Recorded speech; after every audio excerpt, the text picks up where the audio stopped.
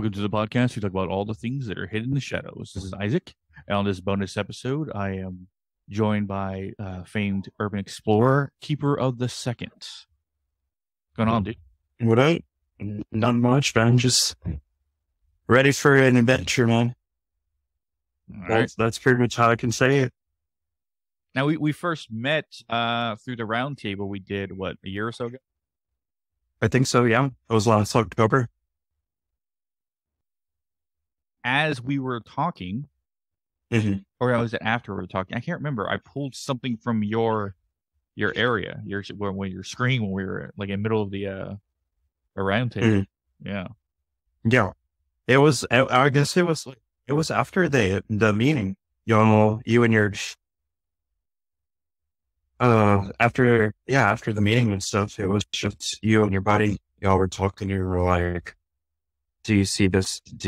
Have you had weird, strange dreams? Have you been seeing this apparition, this demon?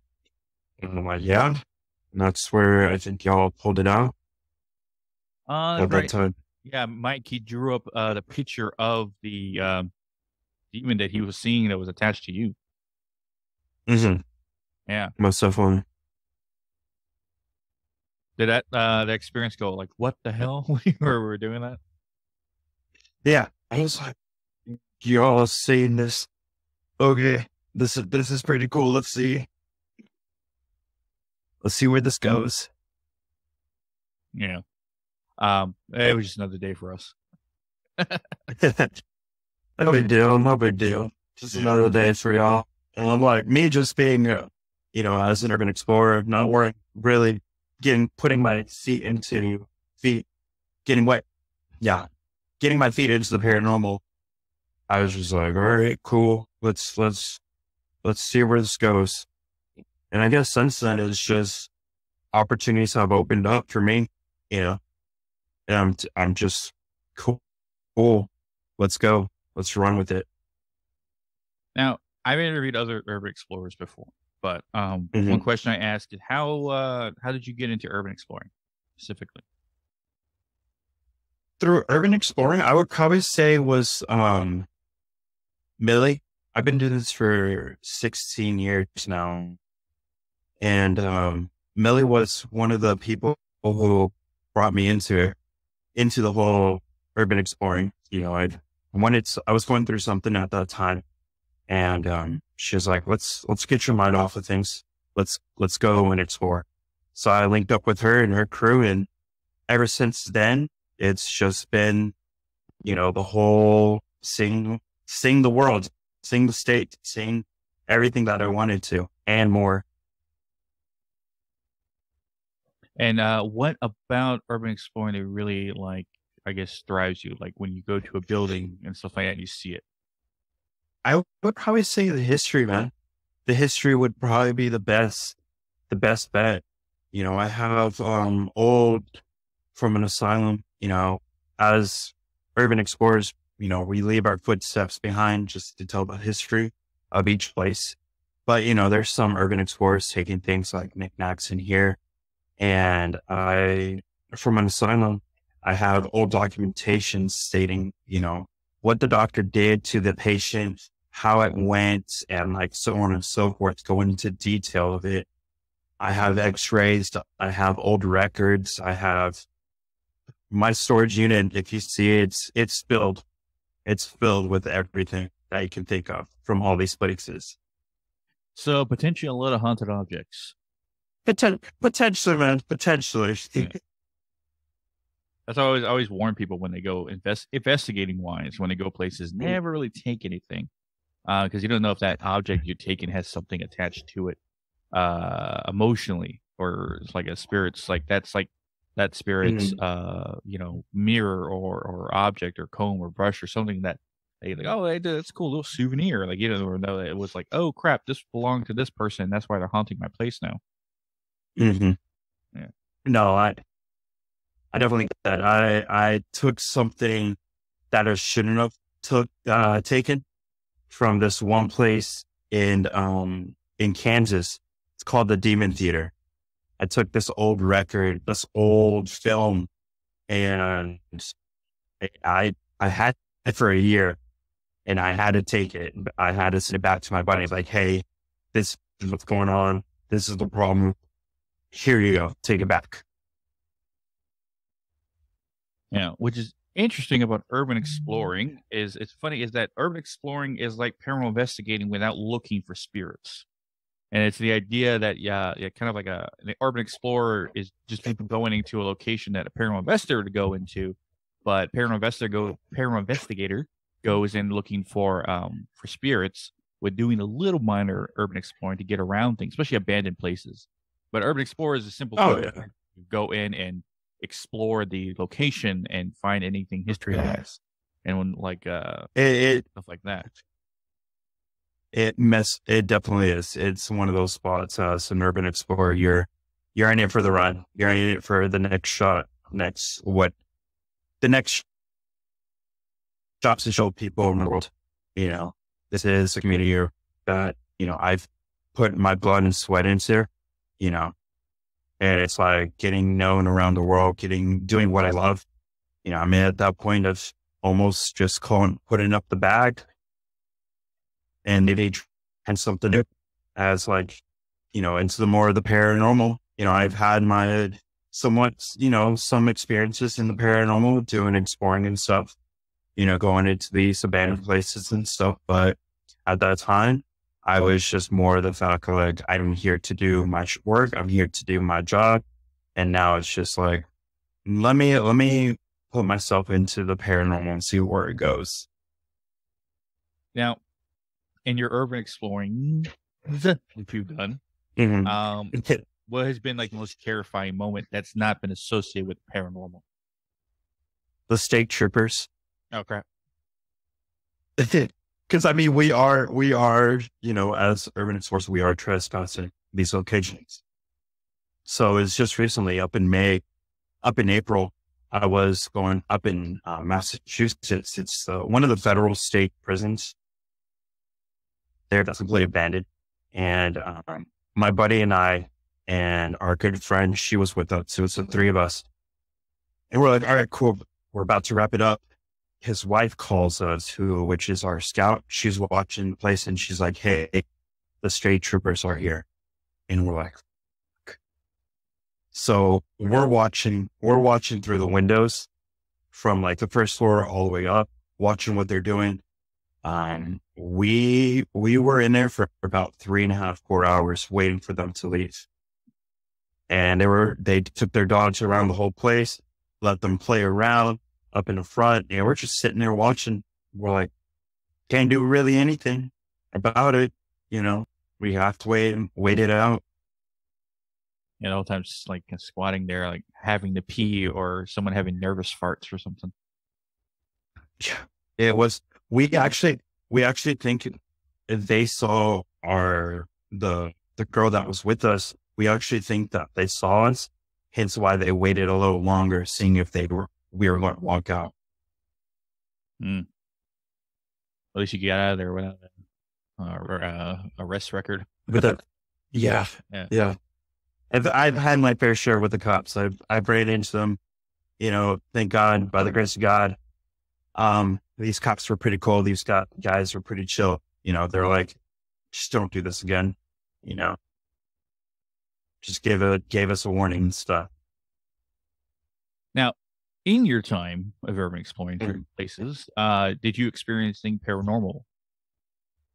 I've had my fair share. Like I would probably say, yeah, like things moving and stuff, voices, little things like touches, cold spots, and all that kind of stuff. And it, being as an urban explorer and going into these old abandoned places, we kind of put it onto the sideline because these buildings are old, they're deteriorating, so the whole building's shifting. So we're just like, whatever. It could be the building, could be, a homeless person, but a majority sometimes it was like that can't happen, especially that story that I told you where, at the round table where my buddies and we were completely in the middle of the factory, dead center, this giant room where this individual, quote unquote, individual walked up behind us, started talking to us about the whole place and everything. And we're, in our minds, we're thinking like, this is security. This is security. We got caught. He's about to walk us and we're about to get his handcuffs. And after the conversation with this man was like, all right, cool. Y'all enjoy your time. And we went one way, he went the other. We all looked around at the same time. Guy was completely gone. That's one of the places I was like, okay, cool. This shit's real. Never had anything that profound before, though. I've dealt with a lot of stuff that's dark, but never anything like a visual spirit like coming to talk to us and then disappearing altogether.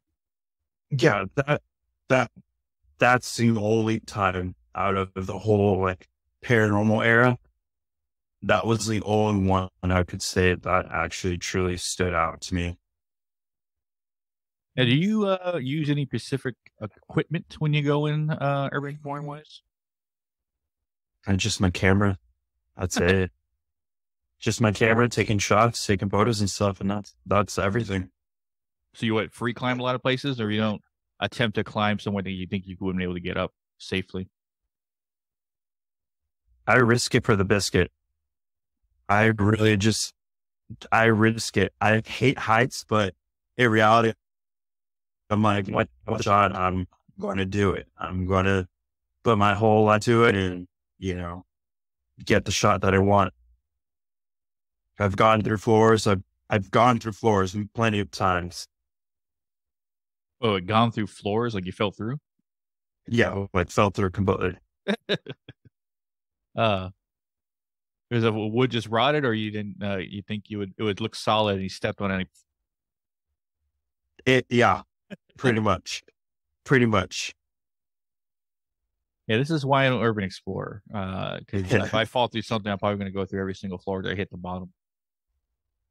I mean, you gotta do what you want. It's the love of it. It's the love of the community that I like about it. Where do you urban explore across the United States, or do you stick to the city that you're from? Yeah, I mean, Texas is massive. So, like the closest place that I could go explore about 3 hours away, Oh. that I enjoy.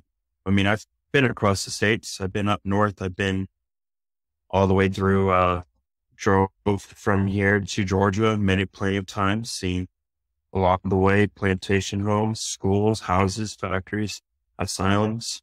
Mm. My most recently, I was up in Massachusetts exploring. And prior to that, I was up in Detroit exploring that town. And of all those places, what was your favorite to go into? I would probably say the federal prison up in Massachusetts. That was one of the places that I enjoyed.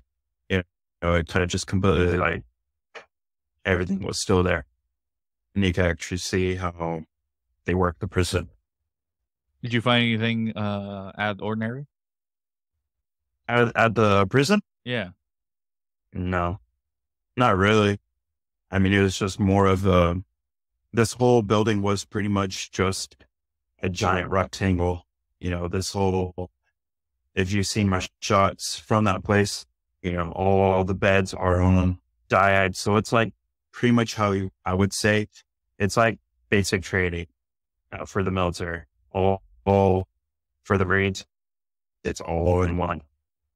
Yeah, a prison is one place I've yet to go to. But I feel like it's going to be an intense. Did the energy in there feel like palpable, or like you felt like you were consistently like on edge, ready to fight? I was on edge because, for one, this whole building was surrounded by barbed wire. So our only way was through this one little hole that had barbed wire. And it was even too, it's just like, on edge. I mean, I'm one of those people in the community. It's like in the group, I'm always like, all right, I got to take care of my people first before I take care of myself. And when the state troopers came up, three state troopers came up, that kind of just added to more of like, we need to defend ourselves. We need to be ready. If we need to run, we need to be ready. Oh, you weren't in there with, you weren't allowed in there. You just went in there on your own accord. A majority of the time, yeah, a majority of the time, well, 100% of my expiring time is always trespassing, no matter what. We're always trespassing. That's what I was telling, Megan, is that one of these days, because a lot of places aren't either allowing us in or they're not responding back, and we need to do something what I call Mhm. guerrilla, investigating, which is essentially just go Yeah, in there, take what's needed, and then just get out. pretty much. Yeah. Pretty much that's us. We usually set a time limit, like about an hour or two, depending on how big the location is.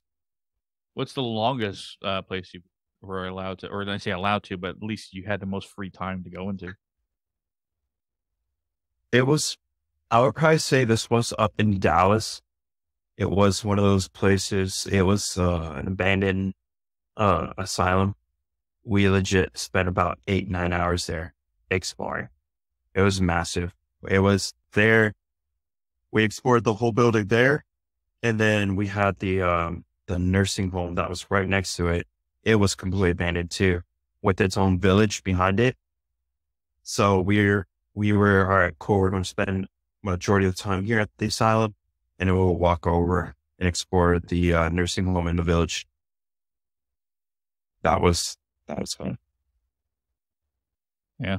Uh, Something I remember we were, talking about before that's interesting about you, um, Mhm, is that you were talking about the community of urban explorers, mhm. and, something amongst the community that I don't know if a lot of people know, at least you're in it, is, you're a fighter. I am. I do fight. And I would say underground fight pits, but, MMA style, street fighting underground. I I would say how I've been getting messages from professional fighters, who do it full time. They call it the real life Mortal Kombat in a way because we're doing it at different locations and stuff.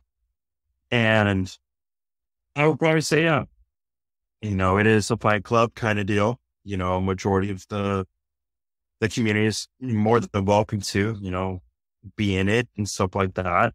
I've been called out plenty of times by urban explorers, and it's majority of the time it's like, cool, are you in it to do it or are you actually just talking to talk?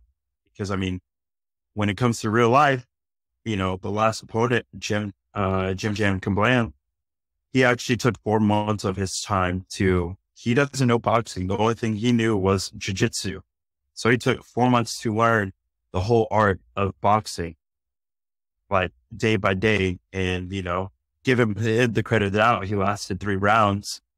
Um, he asked me questions. So I gave him the opportunity. I was like, all right, cool. This and this, watch these to helping him out because he wanted to do this. He wanted to fight me. And now I think the next one will be up north too again. And that one I'm excited for. It is going to be a charity event for somewhat like the mental health. I'm a huge advocate for the mental health, especially for the men's mental health. And that event is going to be like somewhat of a charity event kind of deal. So it's just like we're working in the works right now to get it set in stone. We do have the date and all, the urban explorers in that area are all coming out, about 30, 40 people. And then this thing as well will be live streamed.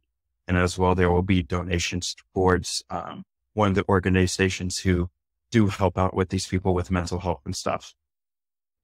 I'll tell Megan to make sure to, see if we can attach the links to that in the episode. Mm.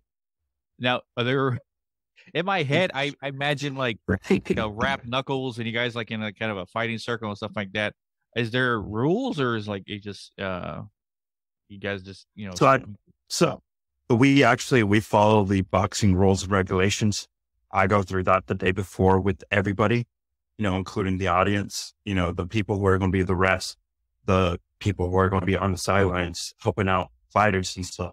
I go through the whole in-depth, in-person, how to hit, stuff like that. We do actually use the 16-ounce boxing gloves, stuff like that. So we try to make it legit as possible as it can be. I still do the whole, like, it's going to be a 26 by 26 kind of deal, the whole boxing stuff like that.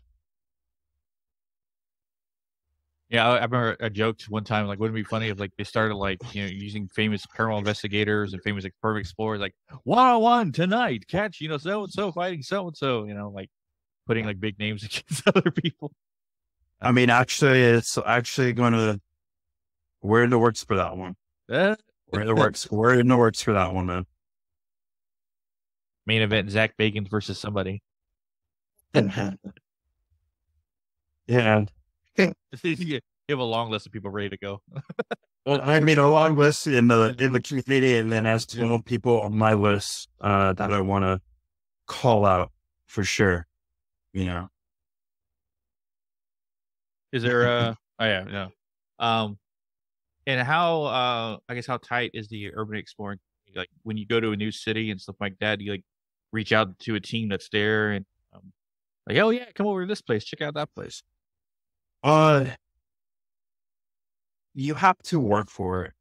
That's how the community works for it. You have to work your reputation. You have to work your how I say it, your character, because this community, if you don't have your guard up, this community can and will use you against your power for everything that you have.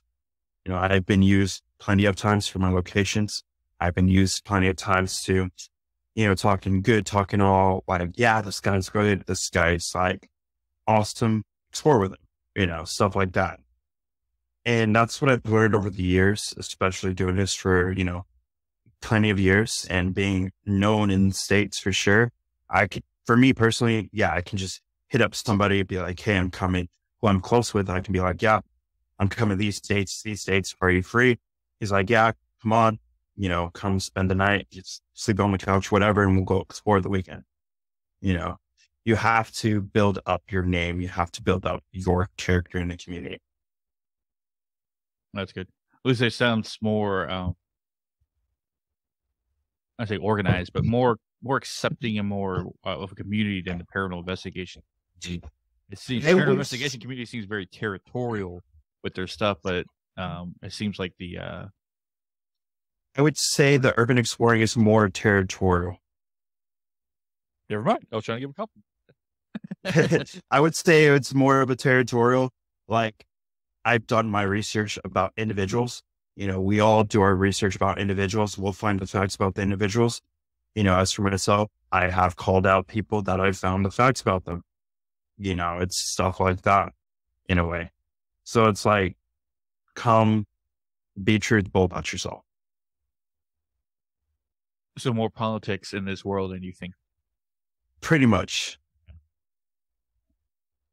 Now, something interesting, and probably the scariest experience, not for, I don't say experience I've been to, but at least most jarring, experience that Mhm. I had with you when you randomly, FaceTimed me on Instagram, Mhm. at one night, needing my help, like, very severely, because someone you were with, you suspected being demonically possessed. Yeah, Yeah. Now tell me that how was, that got started. that was, that was fun. So that, on a level of that kind of deal, you know, he was like, we were drinking that night, and then he decided to get cross-faded and do some substance. And then we're like, all right, cool. This is all right, buddy, go to bed, you know. And then it went in a way, like me seeing this happening plenty of times, I'm like, all right, cool, go to bed. Somebody will chill with you for a minute, whatever. And one quick, where was this taking place? And, it was, a known friend, or This was, was like, after the fight. This was after the fight. This was like a day after the fight oh, when so I he, called you. oh yeah, okay. Yeah. And this was, so we were all just chilling, having a good time. He went to bed. We were all just chilling, and one of my buddy's wives was in there with him. And apparently his eyes went crossway, and his voice wasn't his, how she said when she came running out. It wasn't his voice. It was somebody else's. And that's where we're like, all right, cool. And then I went in, I'm like, the air seemed off. It seemed like, like when you walk in and it's like, you feel like you're being watched and you feel the air tense up or like it's something's off. That's how it felt. And that's when I called you. I was like, let me call my buddy, see what he's doing, see if he can see something. Yeah, and I remember answering like, "Hey, what's up?" Because I was just sitting there watching. I think I was watching wrestling or something. And Mhm. you're like, "I got this case. I got this case. I think this guy is demonically possessed." Like, what? Like, I had to get my like. All right, I guess I'm in fight mode. I was sitting here relaxing. And I ended up calling Megan over and saying, "Hey, I need you to go here. I need you to see what you see," because Megan can, of course, remote view into any location. And I said, I think keeps to find a guy who's demonically possessed. She goes, "What?" And she starts getting freaking out. I'm like, calm down. We don't know. We just need you to go and look. Um, but Mhm. it's funny. He said the woman was that his wife, correct? That was talking to me. The redhead? I think so. She looked Hispanic. Yeah, the redhead. No, it wasn't. It was one of our other buddies. Yeah, It 'cause was a skeptic. He was a skeptic. no, I was talking to a chick. 'Cause you handed the phone to it, so some chick. I don't know who it was. Yeah, and it was. It wasn't the possessed buddy. It was my other buddy, his wife. Oh, Yeah, yeah, who was there. yeah, because she answered the phone, or when you did it to her, she started talking to me. She was all hysterical and stuff like that, and like getting real upset. And in my head, I'm like, who is this person, and how does she already trust everything that I do? Made me think, did you talk her? Did you tell her beforehand what I can do? No, it's like how I said. It's like you earned a lot of trust in this community. People will trust you on who do you bring and stuff like that. No, okay. It's one of those kind of deals. Yeah, because she was like, try to see if I can help him, and she didn't even ask the question, "How are you going to do it? How do you even do it through the phone or anything like that?" She was just like, "Can you help him?" I'm like, "Yeah." And I remember just telling you, like, "Well, let's POV shot and let me walk around." Mhm. And I ended up pulling something that was standing above his in his room, and it's something else in another person's room, but it was something that was specifically in the living room with him when he was laying on the couch and he was like hurt, just talking about his stomach hurting. He was talking about throwing up and stuff like that. Or actually did throw up in a wastebasket or something. Yeah. And Megan saw it. She saw a demon with its hand inside his stomach, like twisting around and stuff like that. And this thing was pissed. This thing was very strong, and it was so angry that when Megan was there and she was telling him that, hey, you got to go, or my husband's gonna take you, that he started like telling her, well, if you do anything, I'll kill our daughter who's not even born yet. You know, he's just like telling her like her name, like he knew our daughter's name that not our daughter's name. Well, we planned to name our daughter. Mhm. Telling hey, he's gonna like kill her and tear her apart and stuff like that, and trying to intimidate Megan.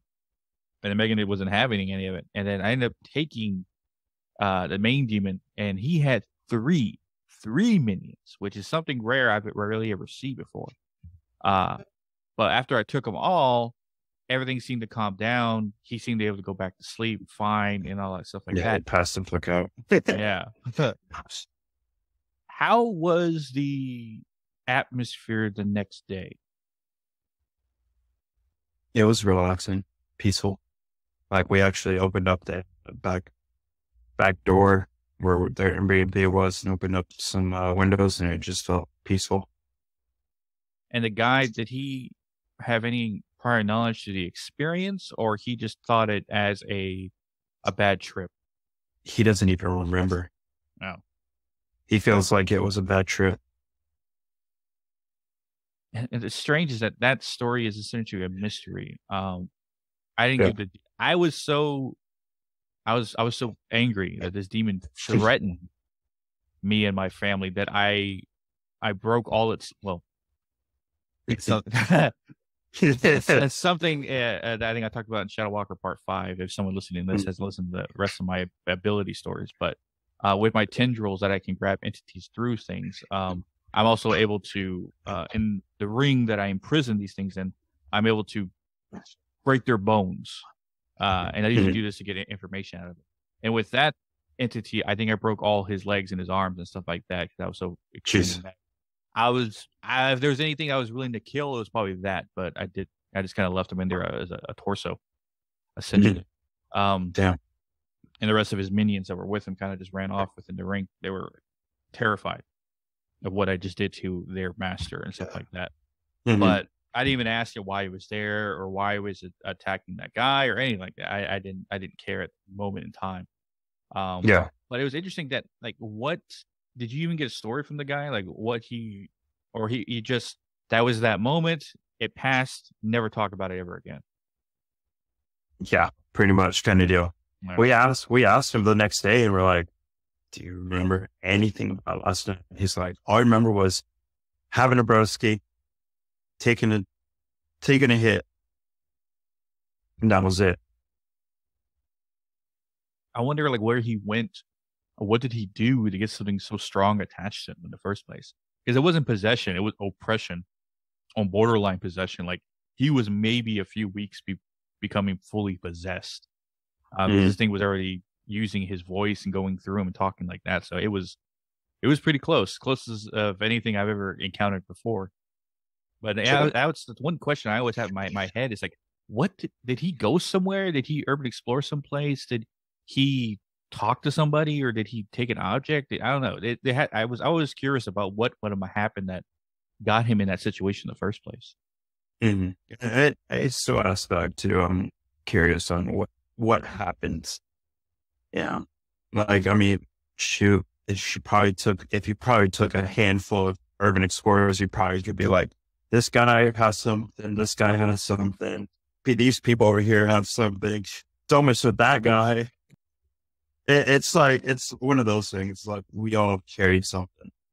I know, if I go to a urban exploring convention, I would like, take this from him, take that from him, take that from her, take them. Just keep going on. And you got all this stuff attached. Yeah, we have something going on in September in Fort Worth. There is an Urbex convention going on, I think. No, in the Urbex convention and stuff like that, amongst the urban explorers, is the paranormal brought up, or is it just something that most of them just try to ignore? Do you really want to know the truth?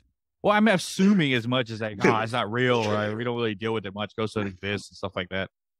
I mean, it is basics that, and then we just like put a lot of shit talking pretty much in this community.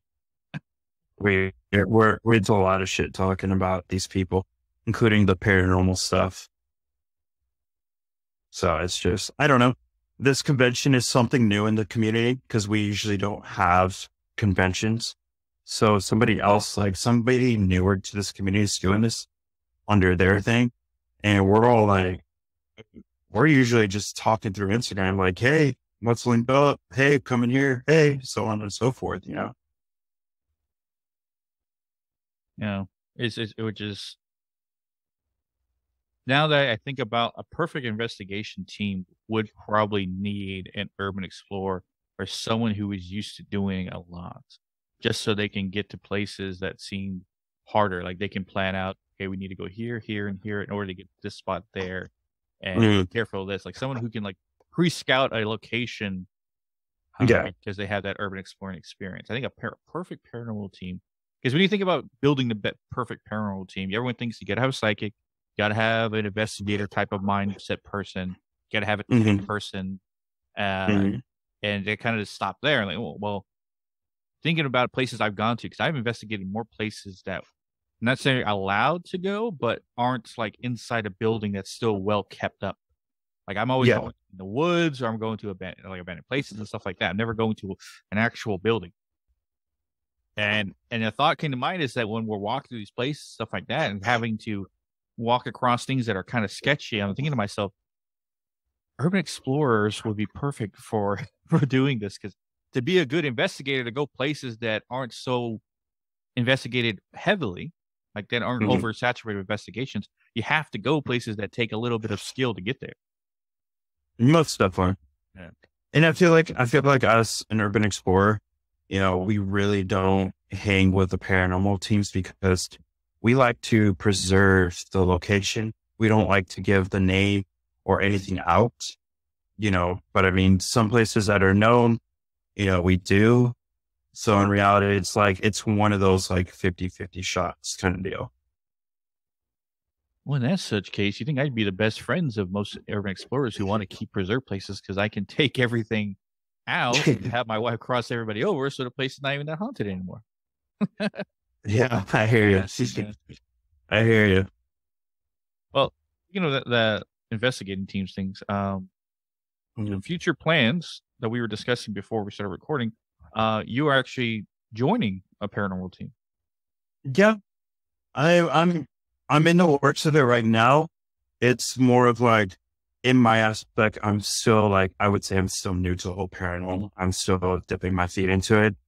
And these people have given me the opportunity to continue to do my photography work as a still photographer and cinema photographer on that aspect. But as well too, I'm kind of just like, I'm at that point in my time with the whole community.